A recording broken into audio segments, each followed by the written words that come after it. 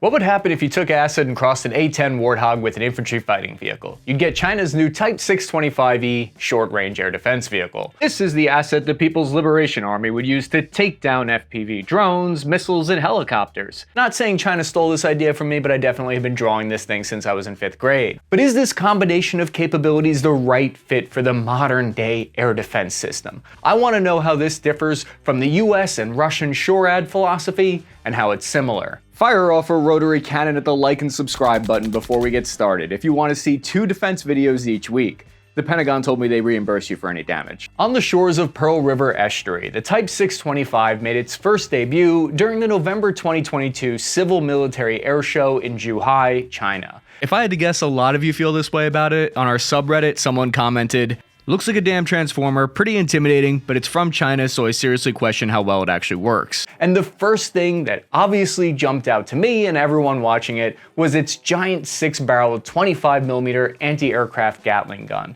She's allegedly capable of destroying UAV targets at a distance of up to 2 kilometers. The decision to put a Gatling gun instead of an autocannon is an interesting choice. But before we get into that, I want to tell you about this video's sponsor, War Thunder. If you enjoy blowing the enemy up, you'll love the world's most comprehensive vehicle combat game, period. Available now for PCs and consoles for free. Everyone has their favorite country that they like to slay as, right? Which is why War Thunder offers 10 major nations' equipments, all of their ships, and 2,500 different tanks, planes, and other vehicles from all over the world to choose from. You'll notice the vehicles are painstakingly detailed and have authentic sound effects. They've got a worldwide community of over 70 million players and epic peer-to-peer battles. The equipment ranges from biplanes and armored cars of the 1920s to fighter jets and main battle tanks of today. There's simply no game better suited for fans of military history like us. So head over to sign up on PC, PlayStation, or Xbox using the link in the description. For new and returning players that haven't played in the last 6 months, you'll get a massive bonus pack that includes multiple premium vehicles, an exclusive vehicle decorator, Eagle of Valor, 7 days of premium, and much more. Just for a limited time only though. What all this should indicate to us is that this is not a precision weapon. It's taking down drones by firing a wall of lead at the sky. Quantity of bullets flying can be a quality of its own. That's what they're going for here. Just from the looks of this thing, it does seem like it would be a pretty insane support by fire assist, and that's what China claims it doubles as. They've run demonstrations showing how the Gatling gun can be used as an anti-personnel mode by traversing the turret down to ground level and firing at opposing forces on the ground with it. So the weapon system has a high angle of elevation and depression, which is what my therapist said I have too. Wait, I need to see a replay of that. Look how the force from the recoil is pushing the vehicle back a few feet. It's because the 30mm cannon, if that's what's on there, has 10,000 pounds of force on it. That can't be great for accuracy. On the ground, the use of a high volume of fire Gatling gun gives you a greater chance of winging an incoming drone, but your ability to sustain fire for longer periods of time is going to be hurt. It's a trade-off. Reloading a Gatling gun also takes a lot more time. Russia's similar Pantsir air defense weapon uses a Gatling gun too, and on that we know it likely carries 700 rounds per magazine, enough to let her rip for like 20 seconds. You can see the Soviet influence in this design. Gatling guns are also far chonkier than your autocannon, at about 620 pounds compared to 130 pounds, but supporting that heft is not a major problem for ground vehicles. The Type 625's Gatling gun reminds me of the old American Vulcan air defense system of the 1960s. More recently, the United States started experimenting with the C-RAM Gatling gun slapped onto the back of a truck, which serves a similar purpose but with a more advanced radar. But often Gatling guns are seen in aircraft. This is because they have a much higher rate of fire, spitting out more rounds per minute. No, like an ungodly amount more. Autocannons, for instance, fire like 200 rounds per minute, while Gatling guns fire 5,000. It's that spray and pray method, and it's useful for fast-moving aerial combat. I just have to mention the cursed design choice to, once again, because they did this with the VN-22, place the ejection port for its massive Gatling gun on the right side of the turret, directly above one of the vehicle exit hatches. I sure hope there's no reason to exit the vehicle through this hatch while the main gun is firing. I'll be right back, I'm just going outside the vehicle for a smoke real quick. Oh, it burns, it burns, it burns. However, this philosophy of air defense differs widely from the new American short-range air defense vehicle that uses a single-barrel 30mm cannon instead. because that slightly larger size allows for the airburst ammo. So a 30mm autocannon gives you about twice the standoff range at like 4 kilometers distance compared to that Gatling gun. Lower rate of fire, but they're aiming for precision in the United States.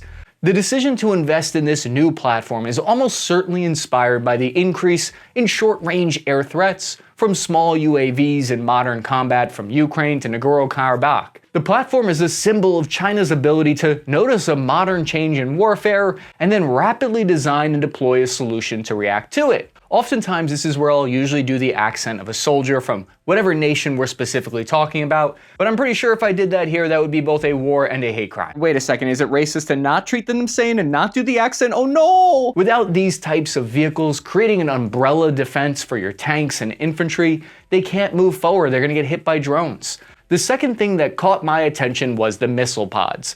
That might have been the first thing that caught your eye. Guess it depends on whether or not you're like a missile guy or a gun guy. Either way, it appears to hold the FB series missiles that can reportedly engage low-flying air targets at a maximum range of about 10 kilometers and reach an altitude of anywhere between 15 meters to 5,000 meters. This uses an infrared radar dual-mode hybrid guidance system. This is similar to like your Stinger missiles seen on the American SHORAD vehicles like the Avenger. I know I often poke fun at China's equipment, but one of the things I like about this vehicle is that it has a capacity for 8 missiles. Originally, the new American SHORAD vehicle only had 4 anti-air missiles and 2 anti-tank missiles, but they recently changed that and decided to go with 8. Welcome to my slightly credible Chinese short-range air defense briefing. Thank you all for coming, please have a seat. Okay, slide 1. The People's Liberation Army is in many ways built different.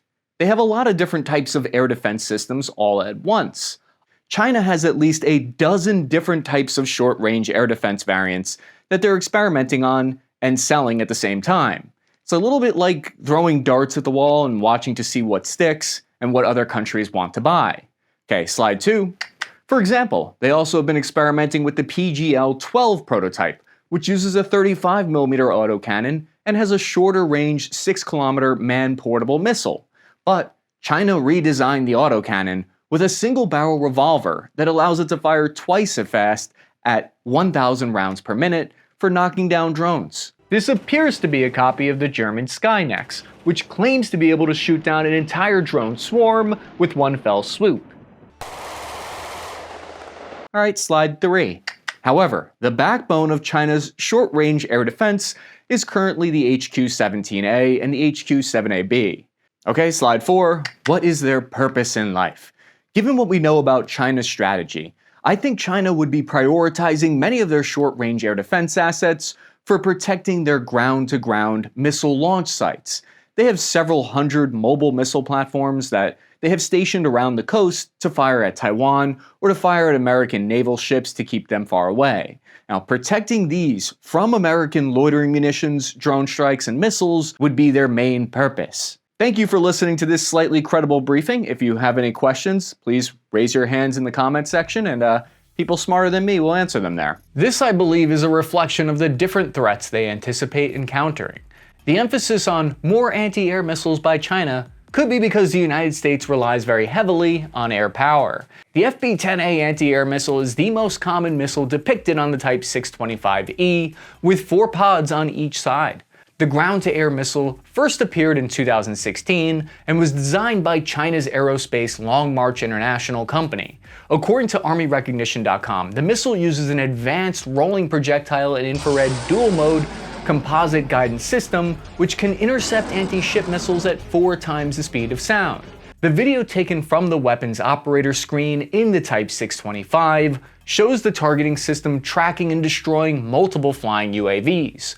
There was also this release footage that appears to show the Type 625E capable of targeting, firing, and destroying its small UAVs while driving on the move. But take that with a grain of salt, like any information here that's from the CCP. The vehicle sports 2 radars mounted on the top of the gun turret. One is for searching for targets, the other is for tracking targets, and then there's a third piece, the optoelectrical tracking system. At the center, a large plate that can be raised, lowered, and rotates 360 degrees. This acts as the detection radar to identify threats. Radar is an extremely important element for short-range air defense, so however effective it's going to be will make a huge difference overall. Do we have any way of getting an idea of its performance? One hint comes from looking at the export equipment from China that they're already sending out, like the KLJ-7A aircraft and its radar performance, which is roughly on par with an over decades-old F-16 radar. For example, it's said to have about 60% less detection range than a modern Russian system. Limitations on precise radar tracking could explain why they're going with a Gatling gun volume of fire approach as their best bet. This is an optical location station and a tracking radar to help aim the weapon systems that rest on either side. This includes thermal and infrared sensing according to China. You can clearly see one of the radars on top that looks like an LED panel or a solar array panel. Reports on the type of 625E estimates this collective radar system has a 12 to 15 kilometer total range, which is just enough for its weapon systems. However, air defense vehicles rarely deploy in isolation. Ideally, this vehicle would be data linked into a larger air defense network. Essentially, you get to see what other sensors in your area of operations can see as well. This would ultimately give the crew situational awareness well beyond the vehicle's own internal capabilities. As a general point of reference, the open source information I've looked at suggests that the CCP's radar search and track capabilities are currently a decade behind the Russian systems that they were based on, although we won't know for certain until they're actually combat tested. We have to keep in mind that this is part of a layered air defense. This is mainly tasked, this one specifically, for short-range support of infantry and tanks. This is not a theater-level asset. It's organic to platoons, moving to create a defensive umbrella for them. So whereas the US appears to be geared towards keeping standoff from enemy tanks, this appears to be geared to stop enemy infantry and helicopters. It's a slightly different approach to short-range air defense, and the different emphasis on capabilities reveals how China plans to fight with more volume and capacity, and possibly less close range to tanks being expected. If you're a former Chinese soldier watching this and you can confirm or deny that, please leak that information to me on our Discord server, the link's in the description. Remember, it's not treason if you don't make eye contact. There are similarities that jump out to me on this new vehicle. It uses the foundation to other Chinese vehicles. The 8-wheeled chassis appears to be taken from the Type 08 armored personnel carrier infantry fighting vehicle. If this is the case, the decision to refit a pre-built chassis cuts both the time and cost that comes from developing a foundation from scratch. Notice the large cabin windows for the driver. This indicates that the vehicle is not intended to endure the same level of combat intensity as heavier armored platforms like tanks or infantry fighting vehicles. It's unusual to see windows in an armored vehicle like this. For instance, American designs like the Stryker typically do not feature open windows like this. On the other hand, it does give you greater visibility of what's going on outside. The rear compartment of the vehicle has what appear to be the vehicle captain and gunner seats. The gunner sits closest to the rear window with a large screen and joystick to control the turret and weapon systems. These two, along with the driver and a driver in the front of the cabin, bring the crew to at least 4. While we don't know for sure what the total count is for the crew, the Type 625E is not amphibious. Given that it uses what appears to be a Type 08 foundation, it could reach comparable max speeds of about 100 kilometers per hour and have an 800 kilometer range. However, weight differences due to its large weapon systems could limit these performance stats. Moving to the armor, currently the Type 625E lacks explosive reactive or cage armor, at least at the moment, instead appearing only to come equipped with 8 smoke launchers and a turret for defense. You could expect that a vehicle designed to hunt drones on the front lines would have more protective measures built into the design, but to give it the benefit of the doubt, this is not a deployed vehicle that we're looking at. This likely provides protection from small arms fire up to 50 caliber machine gun. The Type 625E is primarily designed to fit into China's layered air defense systems as sort of a last resort. SHORAD stands for Short Range Air Defense. You're going to hear it a lot recently. And it's one of the last lines of defense in a layered air defense system. And then there is VSHORAD, which stands for Very Short Range Air Defense. But at that point, I think it's best to just run. China's current primary SHORAD vehicle is the HQ-17, which comes in a variety of tracked and wheeled models without direct fire guns. This vehicle carries up to 16 of the 9M330 surface-to-air missiles, with a range of about 12 kilometers and a top altitude of 6,000 meters. Compared to the HQ-17, the Type 625E appears to be better armored and more capable of surviving in a non-permissive hostile environment. Its rapid-fire Gatling gun is also going to be better defense than a vehicle with limited missiles against swarms of small drones.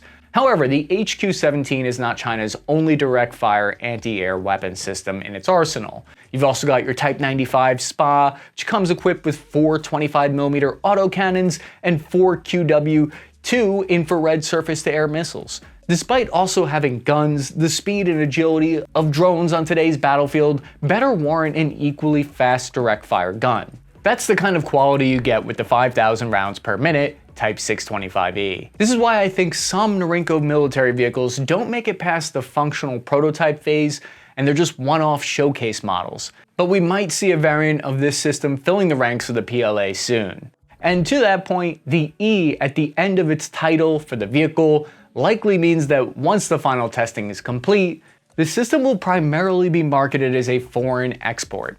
So it's possible this is not for China's military themselves, but to make cold hard cash instead, or as a demo vehicle. According to the Economic Times, Chinese military sales have decreased by around 25% in the last 10 years. Could the Type 625 be another flashy looking vehicle that's meant to dazzle potential customers? As of right now, I couldn't find any evidence directly online of potential customers, although the sheer amount of featured videos and articles produced by Chinese sources indicate that the manufacturers really want to hype this project up. Wait a second, am I just doing free advertising for Norinco? No, Chris, that's stupid. Don't think that. Just don't think. That's better. Now get back to what you do. A year before the Type 625E debuted in 2022, the CS SA-5 appeared in a 2021 Chinese air show. You can see several of these variants here, wrapped with a red bow as a surprise for Xi Jinping's birthday. But when I ask for SHORAD vehicles for my birthday, all I get is a Sea-Whiz in the back of a Toyota. But what's the closest US direct equivalent to the Type 625E? That's your 20mm Sea-Whiz. If you think China was being lazy by repurposing their Type 08 chassis, think again. The non-creatives over at Raytheon essentially took a flatbed truck, made it look tactical with some tan paint, and slapped a Sea-Whiz on the back. They just bolted it on there. Despite its utterly unlethal looks, putting a Sea-Whiz on the back of a flatbed might be a pretty effective SHORAD weapon. Unlike the Type 625E, there's virtually no protective armor or personal defensive weapons that accompany this. This semi-truck of death is designed to operate in a relatively secure environment or deploy with sufficient protection to operate without the need to provide its own security. It's just boozy like that. After what we've observed on the battlefields in Ukraine, drone warfare at the tactical level is sure to accompany any conflict in the future. The regular grunts are going to have to consider the threats that those small flying grenades pose to them every day they're deployed on the front lines. With this in mind, China and the United States are appearing to take slightly different approaches on how they plan to protect their troops from this threat. U.S. Army Artillery Branch is going through a radical transformation right now based on what's happening in Ukraine, getting rid of towed artillery, for instance. If you want to learn more, click this video in the corner of the screen. Thanks again to War Thunder, and as a reminder, for new and returning players that haven't played in at least 6 months, you'll get a massive bonus pack. Just head over to the link below in the description to check it out, sign up, and get started playing the game today. This bonus is available on PC, PlayStation, and Xbox, but only for a limited time.